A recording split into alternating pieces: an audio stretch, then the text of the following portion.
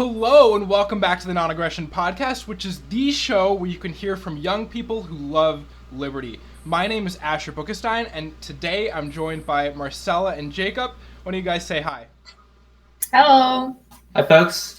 Really glad to have our guest Jacob today. But for those of you who were here last time, welcome back. If you're not familiar with this podcast yet, we are young adults who care about peace, limited government, free speech, and free markets. In this podcast, we're going to talk about what's going on in the liberty movement, discuss the biggest headlines of North American politics, and the wider world as well. I'm very excited about today's episode. All right, are you guys ready to get started?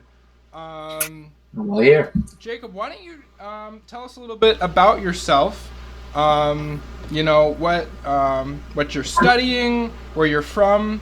Why you're interested in the liberty movement, things like that.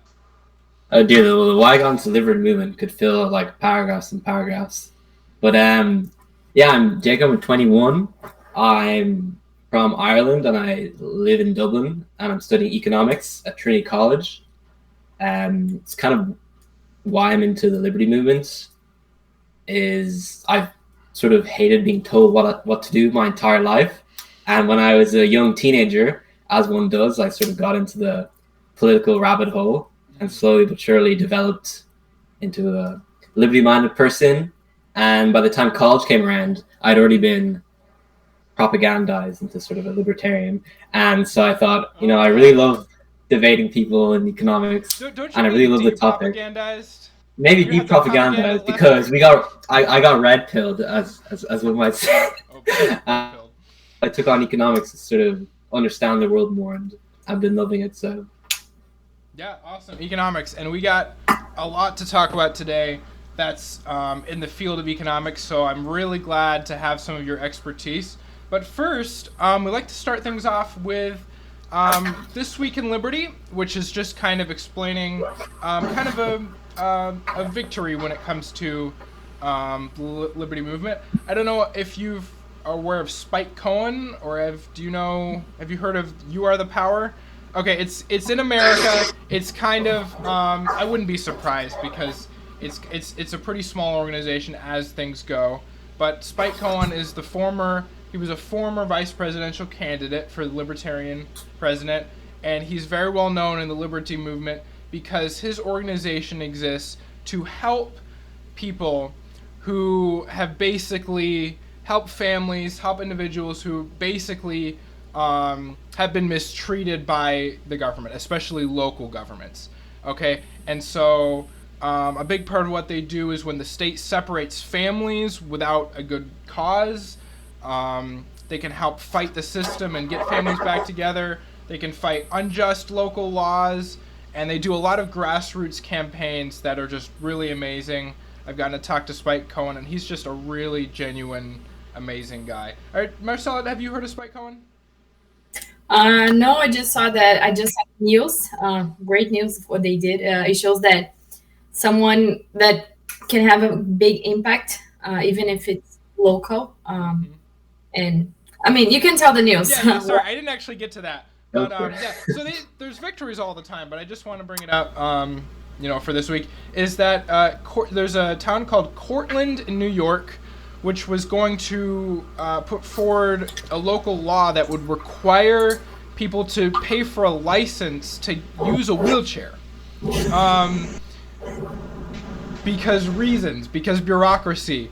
And so they were going to require, many, like these disabled people to fill out forms and pay the government for the right to be able to continue to use a wheelchair.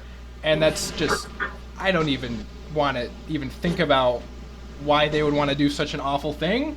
Because I guess just the government loves licenses and doing stuff like that. And basically they were able to fight that, and they got that law to not, they tabled it before we even got on the floor. Which is so sad that we have to do things like this, but they're an amazing nonprofit, and I love what they do. So yeah, do you guys have any idea like why the government might even justify doing something like that? They'll never tell people like that's why we're doing it, but I think they are always trying to find some way to charge people more taxes or uh, just get more money from people, but they'll never tell them, say that, oh, it's better for the city, for I don't know what could justify that, like making those people have to do this, make their lives harder. Yeah, they're uh, literally yeah. Yeah, it's like disabled just a people cash grab I from know. disabled people. taking advantage of the disabled just to charge higher taxes is insane. Well, it wouldn't be a tax, it'd be like a one-time fee. Doesn't matter how much it is. It's just wrong. It doesn't matter if it's a yearly or one-time thing. No, you guys declared independence, but this is one of the most British things I've ever heard. A license for your wheelchair. You know, in Ireland and the UK, you have to pay a license to have a TV. It's actually Are ridiculous. you serious? Well, like to have satellite TV, yeah. Oh. And there are inspectors that'll come into your home every now and then and be like, "Yo, have you been paying your license?" No, it's real. I think I've heard of stuff like that. I always assume like, oh, that's an exaggeration, like a license for your TV. Like, okay. Yeah, I mean, most people don't really care anymore, and it's been quite controversial because one of the NBC or the state-funded media, this presenter was being paid like millions to be on some stupid show. Well, everyone was forced to pay a TV license. It was really funny, but yeah, a license for a wheelchair is just ridiculous. Yeah. I mean, speaking of like British TV, I mean, I have heard the argument that the reason why we need more government-funded TV stuff is because the BBC is like world-class TV, and they get most of their funds from the government, right? BBC. Yeah, well, it's a government. I'm not entirely aware of it because I'm Irish, but it's a government run, and Yeah. it is quite independent. They are extremely unbiased. Yeah. Thing about it is, like, can you really trust in the long term that a system like that would work well in America, I mean, especially with how things are going? I don't think the principle stands, but I do hear people saying like, "Oh yeah, it was, we need to have government-funded media." I mean, look at BBC; they've been around for a while, and like, yeah, that's kind of like the exception to the rule. I feel like, Yeah, it's not the exception. the rule. But anyway, that's kind of getting off topic. Yeah, any other crazy licenses where you're from? The craziest one is the TV license. I'd have to think back. Fair enough. Yeah. Well, I know. I mean, there's been a bunch of stuff in the news about like UK like cracking down on like putting in your personal identity to use websites and stuff like that. Is that in Ireland? Oh, as that's no, but well? yeah, Okay. I think that we can get on to later with the whole 1984 stuff. Yeah. Fair enough. Yeah. I didn't know if that was like just the UK or other countries were doing similar things, but I remember hearing about that. Anyway, so let's get on to the first headline that I wanted to make sure we get to today. This Thursday, so yesterday, the Trump administration rolled out a plan to change the historical narrative at the Smithsonian to fight culture war issues and make the USA look better. Okay, let me just kind of explain.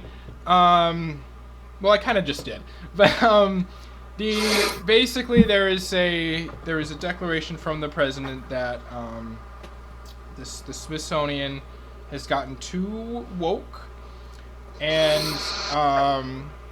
especially he does not like the I'm gonna get this wrong. I'm gonna embarrass myself. This museum, Smithsonian of African American History. I might have gotten that wrong, but he's like, has complained a lot about that. Even though when that was built back in like 2016 or 2017, I think might have been 2017 when he was president, he actually praised it and called it. He called the Smithsonian, and this, I mean, it wasn't that long ago. He said. It's a new, beautiful Smithsonian museum that serves as a shining example of African Americans' incredible contributions to our culture, our society, and our history during his first presidential term. But now, I guess in the last 8 years, it's gotten too woke, and the other ones are gotten too woke. So the government is going to make new decisions that will decide what the Smithsonian can do. And I think there may be some merit to whether there's a progressive leaning for this museum, yes or no, but I think it's totally out of the line for the government to decide what historical narrative a museum like has like to decide how a museum can make a historical, like it's there's so much room for changing the historical narrative and like, you know, kind of pushing propaganda one way or another, and it seems very dangerous to me. Anyway, Yeah, I sort of scrolled through the newsletter. I read this on, I think this morning, yesterday morning. Yeah. And certain things bothered me. There may be a woke sort of tendency if you're really into that sort of thing. Mm-hmm. But one of the problems Trump had with it was the way it talked about slavery, mm-hmm. which I thought was quite ridiculous. He said, "Oh, this wokeness XYZ is so bad, so bad, so bad," and they talk shit about slavery and blah blah blah blah. Like, hold on. Yeah, wait, hold on. Like, is slavery not bad?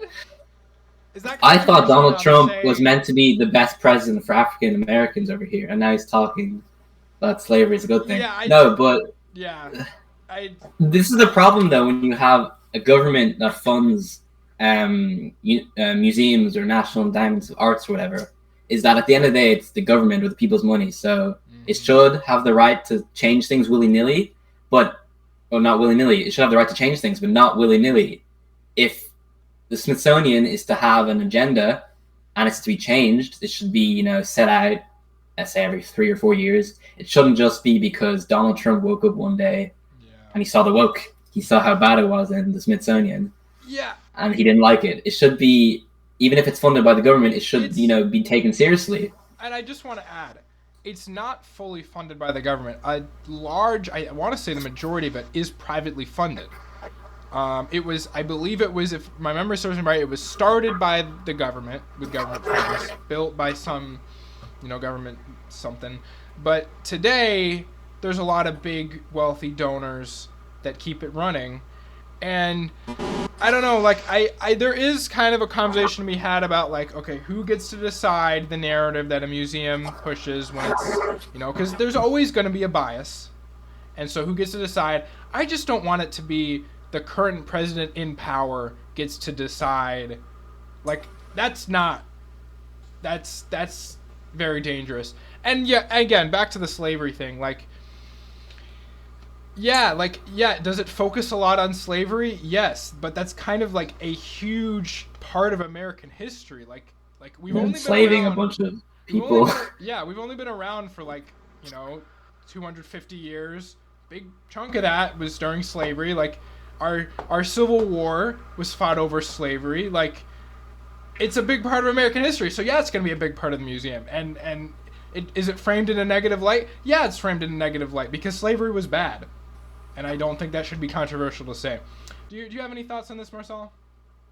I was thinking we can always see that the cultural war, the government tries to push the narrative one side or the other. So when the museum was funded, maybe it was, as Trump praised it, different. And then when Biden came, it was different, and then now it's different. So it's always going to be like that with government trying to push the cultural war. And I remember that in Florida, they do something like that. So professors are not allowed to teach certain things about slavery, about this Black American history, because since the census came, they change a lot of rules, a lot of this woke things that professor would teach, they cannot teach. A lot of professors complain about it during classes. They say, I want to say things, but I cannot. What I think is not good to have, of course, government deciding what you can teach. But I think the donors of the museum can also have a say on this, since they're the majority. It's my I was just going to say, it's my understanding that Ron DeSantis, or whatever, the governor of Florida, said that they should teach people that slaves learn valuable skills when they're slaves. They had on the job training or something, which is ridiculous. Dude, this is I don't know if Ron DeSantis said that, but that's did you hear about how the government's planning to replace PBS with PragerU? You know PragerU? Yeah, I mean, one of their videos is actually being a slave, wasn't too bad. And some Africans don't have food, and so maybe That's just facts and logic. Like, That's just facts and logic. dude, facts don't care about your feelings. That's what I'm always saying. No, I mean, yeah. So it's and just for some nuance, like again, I really don't like to get bogged down in the culture war weeds, because it just really just brings things down, and a lot of it's so unhelpful. But for some nuance, like yeah, some of the areas in the museum lean very progressive in a sense of like, I think I saw there's like a inspirational painting of Dr. Fauci that's hung up prominently as like a Fauci, and like he's, you know, controversial in the culture war, you know, leftists don't like him and Republicans don't, and you know, other stuff like that. There was a painting of illegal immigrants crossing the border. Oh, you know, that's kind of a culture war thing, and there's opinions on that. Again, like, I'm not saying Trump is wrong necessarily, that there are some progressive elements in the museum, but I'm very uncomfortable with the government saying, okay, this is the narrative we need to push about what our country's history. What really happened was this. You know, especially if it's like really trying to downplay the mistakes made in the past to make America look better. Like, I love America. I love a lot of things about my country because it's where I'm from and it's my country. But we don't need to like lie and pretend that bad things didn't happen. America's always been great. If Trump wanted to do the right thing, I guess in quotes, he would just completely defund. I don't know if he has the authority to do so. I don't know if it's an act of Congress, but he could defund it. Exactly. The problem is with him having the power to change the mandate is that anybody can. Next president, whoever it could be, J.D. Vance or I don't know, Don Jr. could go, oh, we're going to display the 10 Commandments in the Smithsonian. Or if AOC is president, we're going to have a big shrine to, I don't know who, this is all hyperbole, but this is what happens when you have infinite power to change public institutions all the time. It's ridiculous. You're absolutely right. By the way, I was wrong. You're absolutely right that the majority of the funding does come from the government. I thought it was more private, but yeah, 2/3 is from the government. About 1/3 is privately funded, which is still like hundreds of millions of dollars. The budget is $1 billion a year, by the way, which is... What's $1 billion? What is $1 billion? It does actually just seem like a crazy high number for like a few museums and their staff and their historians. Like, yeah, it's a big deal. Like a lot of people come to the museums for like $1 billion a year. $1 billion? I don't know. The funding seems like the best idea. So yeah, I would support lowering the government budget of the Smithsonian, if not cutting it entirely. It is unfortunate because, as a libertarian, I do dislike government funding of things. But if there's one area where I'm sort of pro or disinterested, it's national monuments or national centers, like in the Capitol, where you can go in, walk into a museum for free, and explore the culture. And it's just been taken over by partisan blah blah blah. So yeah, and that is kind of a neat thing, is that like people who aren't American can like come to DC, and if they have some time, they can look around and they can like learn about America for free, and they can kind of walk in and learn some cool stuff, even though their taxes, you know, didn't pay for it. And I think that's, you know, that's cool. Yeah, it's I think it's important that our history is preserved. It's a lot of money, and there's some conflict of interest. Anyway, for the sake of time, yeah, I won't read his tweets about the museums or anything.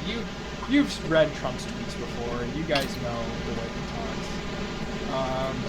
Let's get into something that, if you're interested in economics, is a little bit more relevant to that. There were new trade deals, also yesterday, also Thursday. The U.S. is tentatively putting a 15% baseline tariffs on most goods. Most is doing some heavy lifting, arriving from the EU countries. So this is actually down. If it goes through, this would be down for some products like cars. I think it would be like half the tariff on cars. But it's up on a lot of things, because a lot of things used to be at 0% tariffs and are now would go up to 15%. So it would be a net increase on tariffs, even though things like perhaps cars might go down.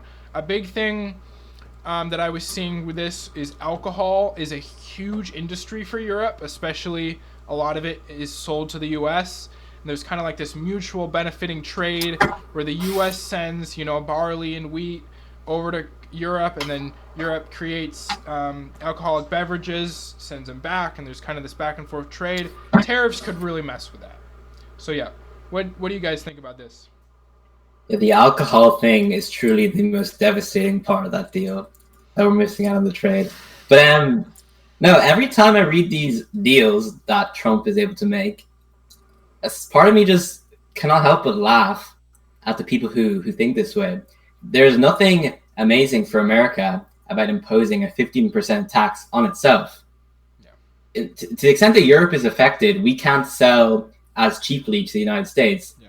But America benefits more from imports of European goods than the tariffs. You'd think it'd be the fact that this is seen as a victory for Trump and his sycophantic circle is so bizarre.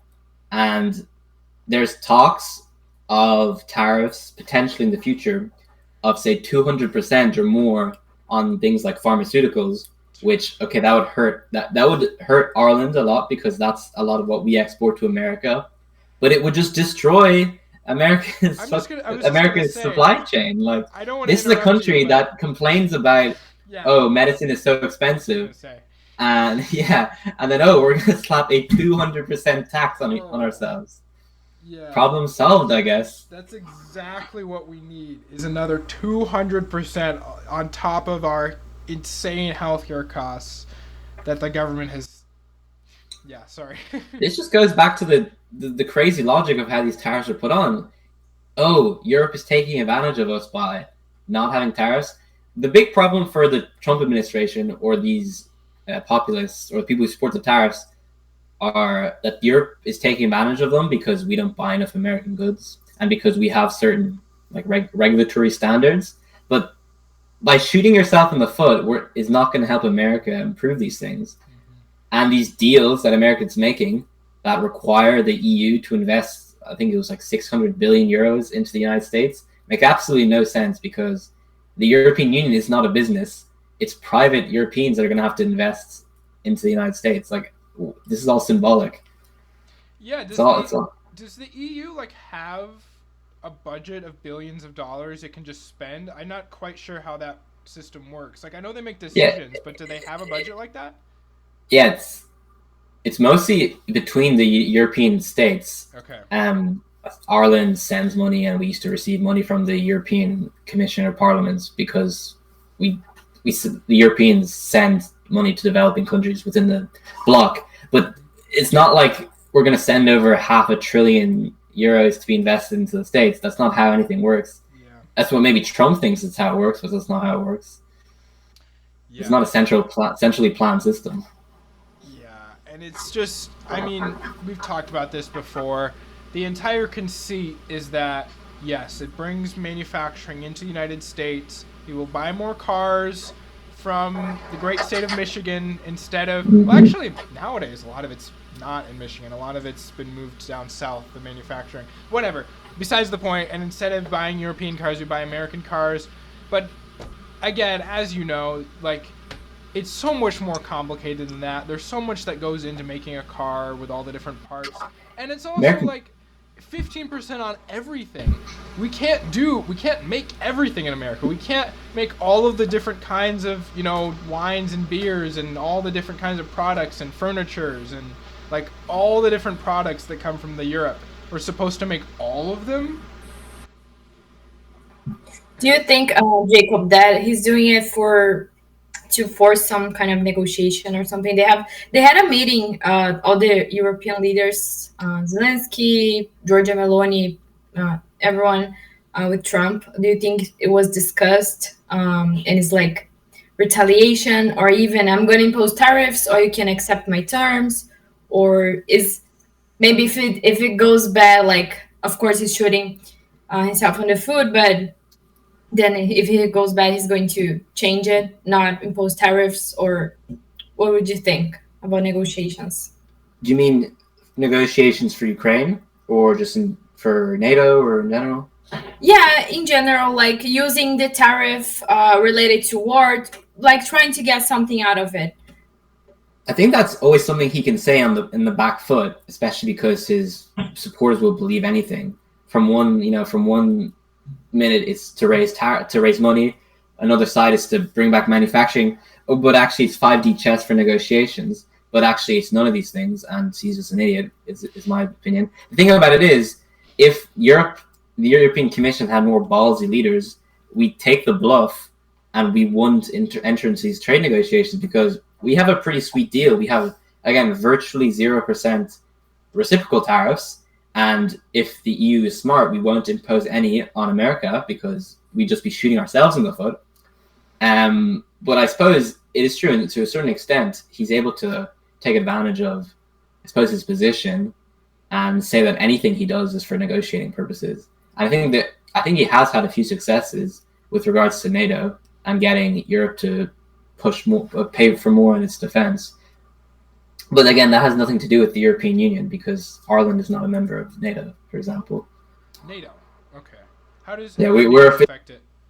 Well, all I know is that he said he used tariffs to get Europe to pay more for the NATO defense. But I can't. I'm a little bit confused. Sorry, if you could just clarify for me, because there's NATO, and then there's Europe, and then there's the EU, and those are all different things.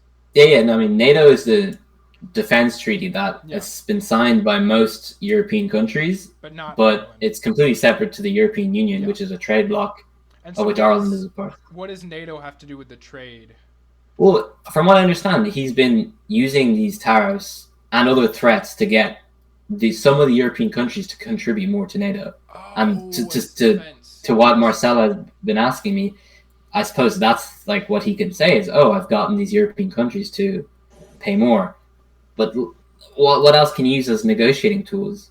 Is he going to put tariffs on Europe to do something else? I don't see how that benefits anybody involved. It only hurts him. And if, again, Europe has smarter leaders, they'd say, hold on, we're not even going to listen to you. You can F yourselves up, and then we can be by ourselves over here. But no. Can I just add, it's also so funny to me that, and I don't feel like I hear enough people talking about this, but Trump always says that tariffs are a good thing, right? And they make your the most beautiful word in the dictionary. And so what he expects is, okay, high tariffs are good for America, okay?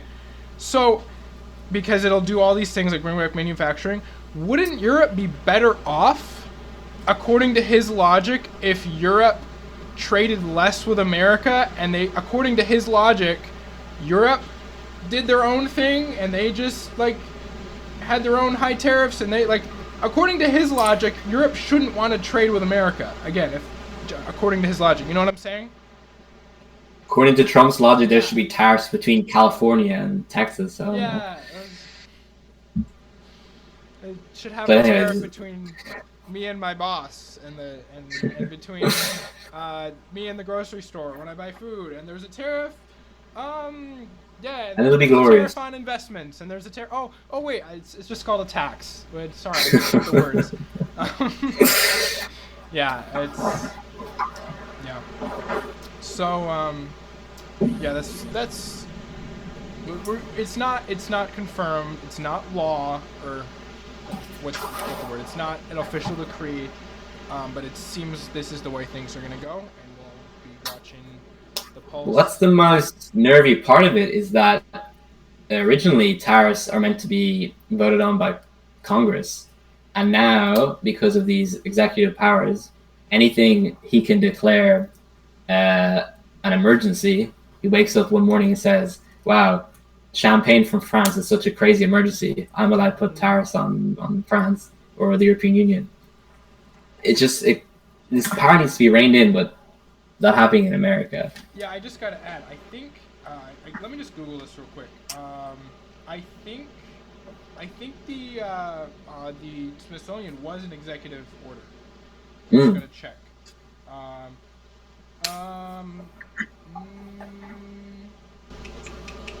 Okay. No, it was not. The sending in the troops to DC was an executive order, and also tariffs on drugs was an executive order. But anyway, you get the idea. Is like, if you can declare a state of emergency on anything, if everything's an emergency, then like, where does it end? You know, and like you said, like, you know, even, you know, like, Congress is supposed to pass laws that dictate taxes. Tariffs are a tax, so it should be Congress that has the responsibility of raising taxes, but I guess the president can just do that now. Yeah. Well, sounds like we've, unless anyone else has something to discuss on that topic. That's basically. Oh, okay. That wasn't quite the last headline I wanted to talk about. This is sort of related to trade. So Trump made a special deal with the company Nvidia, which, if you don't know, is the second largest company in the world, which is a computer chip maker company. Anyway, for the longest time, Nvidia was not allowed to sell chips to China because the U.S. and China are not friendly, and we don't want them to get head up. At least, they were allowed to sell their top of the line chips to China. Anyway, also this week Trump made a special deal with the CEO of Nvidia, Jensen Huang, that Nvidia is now allowed to sell their special chips to China. However, this is like a first in American history, I believe. There is going to be a special tariff tax, just on Nvidia doing this, which is very weird. Like kind of this idea of like having a special tax just for one company. They are a massive company, you know, worth multiple trillions of dollars. But like the idea that the president, again, not Congress, the president can just place a tax on one company and say, okay, yeah, now you can sell these computer chips, but you have to, you have to make this deal with us, and we need whatever percent of your revenue goes directly to us so we can have this money for stuff. And also, not Nvidia, but this other company, Intel, the government wants to buy a portion of this company, Intel, so it would be a partially government-owned business. It really feels like the government is trying to insert itself into the computer industry and like take on more power when it comes to what happens with computers. And I also think this is going to have some negative consequences for the economy. Jacob, what would you say some of the negative consequences for the government taking control of these specific companies might be? Yeah, well, there's two sides. The first one is this special tax, which it might be the first time this has happened in American history, but this is not so different in Ireland, where we do this kind of all the time. But this just shows the type of corruption or problematic scenarios that happen when you instill trade restrictions on businesses or countries. You will have companies heading up to Washington to lobby specific rights that should be open to everybody just to get their size of the pie, exclusive rights to sell to China. And then on the back foot, the government's going to be able to take a certain amount of revenue from Nvidia. And I can imagine a scenario where if Nvidia does things that Trump doesn't like, or the government doesn't like, they can easily revoke this and just create havoc in the supply chain and in private enterprise. And when it comes to the government taking control of companies and shares, first of all, economically, it's just going to be a mess. Nationalizations of business, regardless, in broad terms, is completely inefficient and has a lot of problems. But in the sort of political sphere, government taking ever more control of private enterprise does not spell more a freer society or a fair society. It spells greater government control of production, a new mindset where government just steps in more and more, and see a day where this becomes sort of normal. The thing about it is, Trump might think this is a great deal he's made, and that he's going to make billions or trillions for America. But what happens when Trump leaves office and say a Democrat takes control of Apple or Intel or Nvidia? What happens then? People we don't like that are in office, what are they going to do? This is the problem when you let government into the private sphere and are able to make these sort of decisions. Then again, this happens all the time in European countries. So you'll see what happens. Did you want to add anything to that, Marcelo? No, I think it was a perfect comment about people can see that when this government ends, if you support that, you support that, you think it's going to be good, but 4 years from now, if Joe Biden comes back, like just an example, what are you gonna think? If now he's that's a good example. Yeah, and it was a great point that you meant I think when you talked about like the special privileges for one company, because NVIDIA now basically has a monopoly on selling these high-end chips to China, and to be fair, they already are sort of the only. Again, I don't know a lot about computers, but I think, as far as I know, NVIDIA is the only country or only business in the world that is making these special high-end chips, period. So they already were the only ones right now. However, that still closes the door in the face of any future company who would potentially be competition, provide an alternative. Now they're locked out because unless they're at a certain size, they're not going to be able to, make the same payments to the government that NVIDIA can. And so we got less future competition between companies. We've got this kind of locks things in where we've got one company making high-end chips and they got to make special deals with the government. And it's really bad for competition. It's really bad for the consumer because, again, when a company pays higher taxes, guess what? The shareholders don't make less money. The consumer pays more usually. So it kind of comes down to now computer chips are more expensive because the company has to pay more in taxes, and consumers pay the price of the more higher priced computers. The consumers pay every tax essentially. That's kind of. In that case, I think the main concern wouldn't even be trade or prices. In regards to China, they think that they're going to steal intellectual property, so they're always careful, and there's a lot of bureaucracy in regards to technology. So those companies always face those kind of things when it comes to exporting to China. So that's a good point you brought up, Marcel, about the national security thing. That's kind of in the past was like, oh, we can't give China special technology because they'll use it for, they'll be a threat to us with this technology. Well, now they're getting it anyway. Just the government gets some more taxes out of it. So it was always a lie. It was always an excuse. Exactly. And regardless, NVIDIA is a private company, and I have to assume that the United States government, with its secret operations, already has very powerful computer technology. It keeps lock and key. It's not as if this is going to make China into some massive nuclear superpower or whatever. America already has a bunch of secrets it's able to keep. It already has a huge defense budget that's able to keep lock and key. NVIDIA is its own company, and they should be able to sell, frankly, to whoever they want. And honestly, this definitely helps them. They have their own competitors, Intel and AMD, for example. But you're right. If you're not a huge company that's able to lobby billions of dollars to get this special permanent tax, what are you going to do?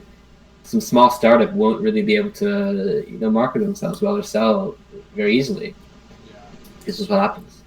And like so many other things that I talk about, it's all about the precedent this sets and things going forward and the direction of the government taking more control.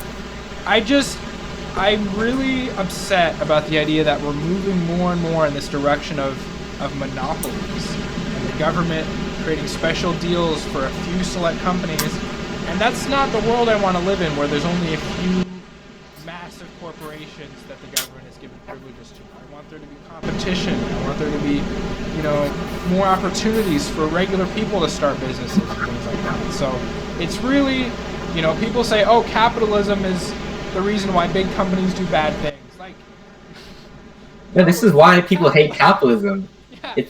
They see the current system and they see huge corporations being being able to control things, and I think, oh, if only we didn't have this free market, if only we had more government control. We're now government, and we all lived in a Marxist utopia. No, but these huge corporations with their big lobbying abilities only work through the government, This is not a free system. We want more competition. We don't want robber barons controlling the world. We want small, medium, large businesses to do whatever the hell they want as long as they don't hurt people and offer the best and cheapest products to the consumers. Like, this is what a free society is, not what is currently being set up. I think, on that note, I don't know if you'd agree with me of this, but I think probably the most dangerous lie, socialist lie, that regular people have fallen for is that regulations are bad for big companies and they're good for consumers.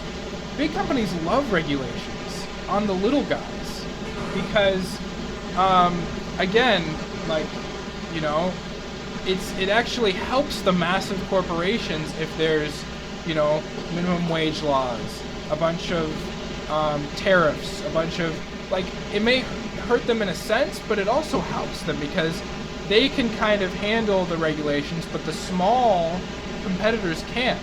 So again, like, would you agree that that's one of the worst socialist lies, is that these government regulations are bad for big companies? Because that's how you get monopolies, is because Oh, without a doubt.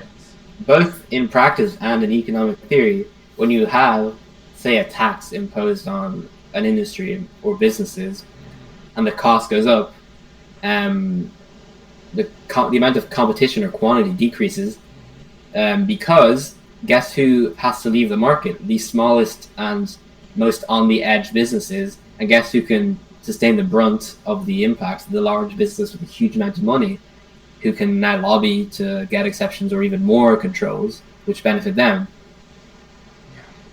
Yeah, it's a very sad lie, because it's a little bit counterintuitive.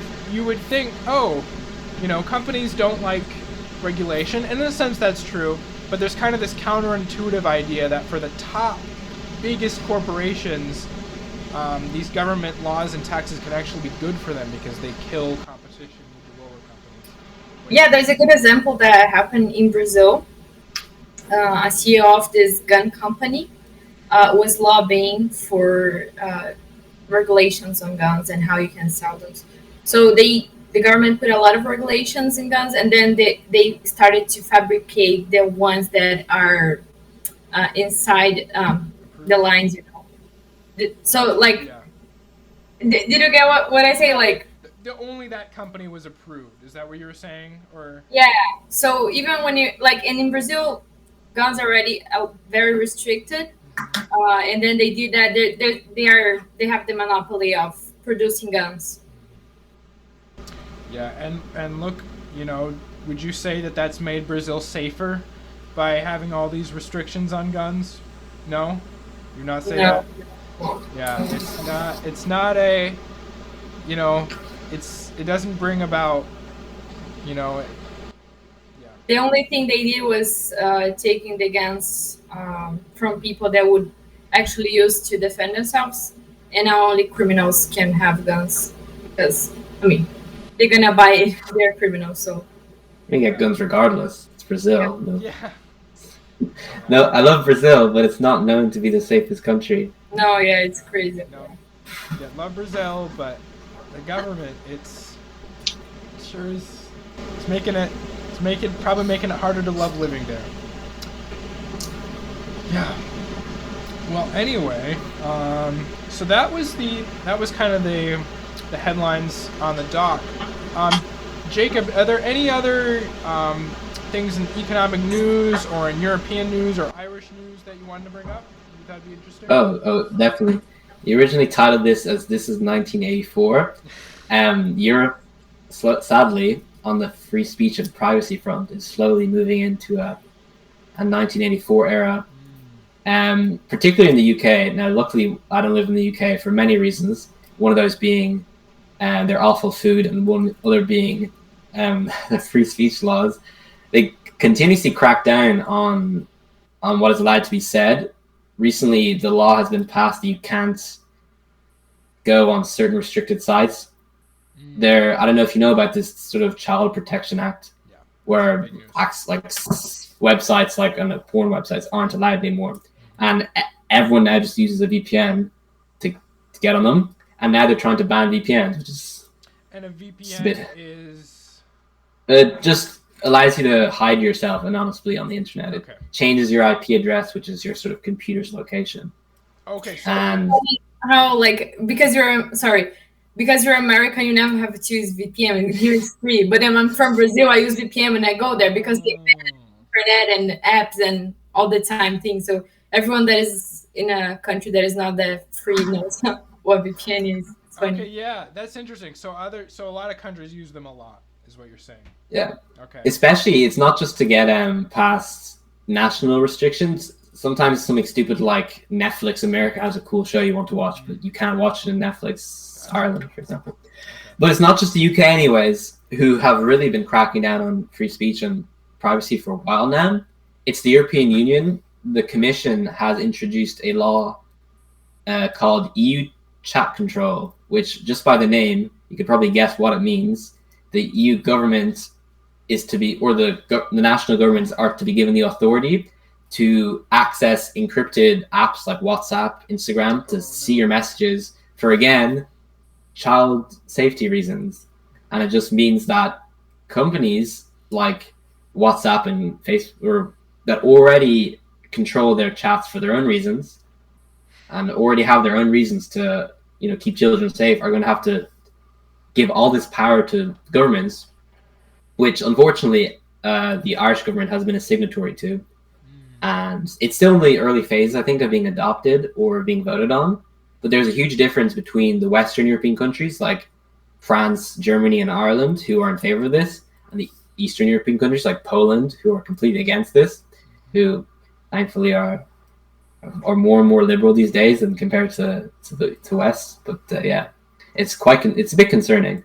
And recently, if you live in Dublin, everywhere there's a company called, I don't know, some VPN company they have a mole as their logo. Movad VPN is the name, and they spend hundreds of thousands, millions of euros placing ads everywhere on buses, bus stops, like around supermarkets, saying, keep the internet free, keep the internet for privacy and for the people. And it just shows the sort of opposition by the public and by private companies who do not want their lives controlled, their businesses affected by government overreach. Yeah, and it's just happening. It's really interesting that all this is happening at once, because this is also in the U.S. We're getting laws like this, because it was a similar thing. It's YouTube is now requiring people to show their ID. I feel like it hasn't happened to me, but I know other people are saying like because that happened to me while I was in America. Yeah. Where like you have to put in your government ID to prove that you're not a child, that you're an adult. And it's like, it's all under the pretense of child safety, protecting the children. But like, these platforms already want to protect children. They already have systems that are trying to, and they're trying to improve these systems that help children. The government is not the best, well-equipped to help children. And it's just kind of a lame excuse because, where does it end? It's just like the government needs to read everything and access everything just in case, potentially it could stop more crimes. The government now gets to open everyone's windows and look in their house just in case there's a crime. Like, I think everyone would say that would be ridiculous, right? The government just opens your windows because there could be a crime, but yet, that people follow along with it when it comes to the internet. I think, it's not really about because the internet's mysterious and scary. The thing about it is, I think we can all acknowledge that we were on the internet at a very young age. At least us on this podcast, who are kind of internet nerds. I mean, I've been using a computer since I was like 7, and my parents, my parents, they would restrict me going on certain sites. Yeah. And it was their responsibility to tell me, okay, Jacob, do not go on gamblingyourmoney.com. You will lose everything. Or don't go on this shady website with a bunch of X's. Like, I gotta ask. Sorry. The thing is, on the EU or in the Irish gambling site, does it have like that button where it says, "Are you 18?" and you could just click yes even if you're not? I always thought that was funny. It's hilarious. Okay, yeah. Sorry, keep going. And it's bringing back this sort of old idea of, from cradle to grave, except instead of this economic idea where the government coddles you and gives you social security the entire time, they coddle you and tell you, no, we're going to keep you in your safe bubble where nothing bad ever happens. And if it does, we're going to make sure it never happens again to you, okay? You're never allowed on the internet because the internet's full of scary people. And if something bad happens, we're going to spend a lot of money drugging you up and sending you to sort of therapy or whatever. And it's all this coddling that happens, especially from understanding America. American kids growing up, this is how their life is. And you got to wonder, like, is this really what we want? A society where there's no risks taken whatsoever, where nothing ever bad happens because everything is bad and we shouldn't let anything bad happen? This is not a society we want to live in. Yeah, and this kind of goes into like the censoring of free speech, I think, has been happening, where there's been bans on like what you can say about the government, and once the government has this power, they can censor people for saying negative things about the government. It's all dangerous. And yeah, like, you're gonna see some offensive things online. You're gonna see someone say something you don't like, or a bad word. Like, you're not gonna die. You know, you're not gonna die if somebody insults you online. It's just words on a screen. In my opinion, it doesn't really bother me. That's actually a dog whistle right there. Free speech is a bad thing.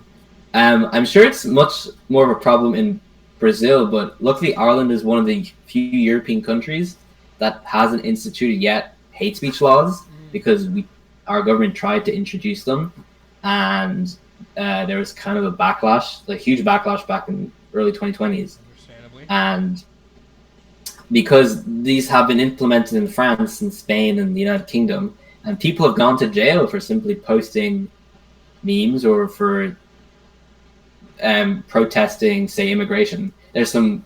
There are people in Spain and the UK, I believe, that are in prison for posting something online about how, immigrants are bad or something, which, see, it's a bit awful, but, it's their right to say, and they should not be scared to post something on the internet because absolutely. Yeah, exactly. someone's going to disagree with it. Like, there are people in jail right now because they said something on the internet that the government didn't like, and they said they're combating fake news or something. So it's always this narrative, or now they're trying to use the narrative of protecting the children. The same thing in Brazil. We're trying to protect the children. We're gonna regulate social media and stuff, but it's not their concern to protect the children. They just want more power. I think that something everyone should have in mind is, like, it's not always what they're saying that they're actually trying to do, and it's exactly 1984. I think everyone should read it to understand how it works. The solution to, child predators isn't to start banning white vans or candy, or forcing every car to be inspected, like what's going on the internet. It's to teach children, be careful around strangers, or be careful on the internet. But that's not what this is for. It's obviously about control. People are slowly seeing that. Yeah, and I'm all for. I think we're all for, criminalizing crimes, like real crimes, putting dangerous people in jail. I think that's pretty much common sense. But like, kind of these like protective measures are just like too extreme. One of the bad things, I wouldn't say the worst thing, one of the bad things is the culture that it creates. When you have laws that make no sense and stop people from doing day-to-day activities, it turns them into criminals. It creates a society of lawbreakers. It's been talked about a lot in the past, especially in the 18th century or early 19th century, where the UK had a bunch of tariffs and trade restrictions, and everyone suddenly became a pirate because they wanted to import something abroad. Or when someone wants to watch TV, they now become a pirate because they have to use a VPN. It creates a society of lawbreakers and a mentality where if the government does something, you have to just break the law because you disagree with it. That's a really interesting point. Yeah, like when you have too many laws that are bad, then people become criminals and they start doing actual bad things. That's a really interesting point. Yeah, one day you're just living your life, and then the other day the government says you're a criminal, because that's what happened. I'm bringing a lot about Brazil, but yeah, in 2003 they banned guns completely. So everyone, my grandpa, everyone that was like living their normal lives with their guns in their home, they were suddenly criminals. And if they didn't like bring their guns to the local leaders, they would be considered criminals from another day to not to the other. That's crazy. And now you see how it is. One of the unsafest countries in the world. Yeah. Very sad. Very sad what's happening with that. Yeah. Um, my heart goes out to those people who can't don't have a way of defending themselves, don't have a way of, yeah, it's, yeah, just what you said. Well, we talked about a lot of really important, really interesting stuff today. Before we wrap up, Jacob, are there any projects that you're working on that you'd like people to know about, or anything you'd like to plug, or anything like that? Well, I am currently building up the Irish branch of SFL, Students for Liberty. It's during the summer, so everyone's on break, so there aren't any projects going on, but we will be partnering with this organization, a local organization called Free Speech Ireland, at some stage. This actually draws in. They initially started because of the hate speech proposals, and are now just generally like a college campus organization, and we'll hopefully be organizing some events soon, October maybe, on my campus, Trinity College, and hopefully build up something for SFL Ireland. But other than that, on Sunday I'll be flying to Germany for an SFL or a retreat, all paid for. Gonna meet all the lovely people in SFL Europe, and I'm gonna have a great time. Yeah, all three of us are members of the student organization Students for Liberty. It's a great organization, and if anyone is a young person watching who might be interested in something like that, I'd highly recommend it. All right, well, thank you, Jacob, so much for coming on and being our guest this week. Thank you so much, Marcel, as always. Do you guys have any more final thoughts you wanted to... Nothing? No, I think I had a great time venting on my pent up energy for the past few weeks. It's really great for that. It's really great for venting. Yeah. All right. Thank you so much for listening, watching or listening to the Non-Aggression Podcast. You can find us on YouTube and Spotify. And you can also catch our clips on Instagram and TikTok. All right. See you guys. Bye-bye.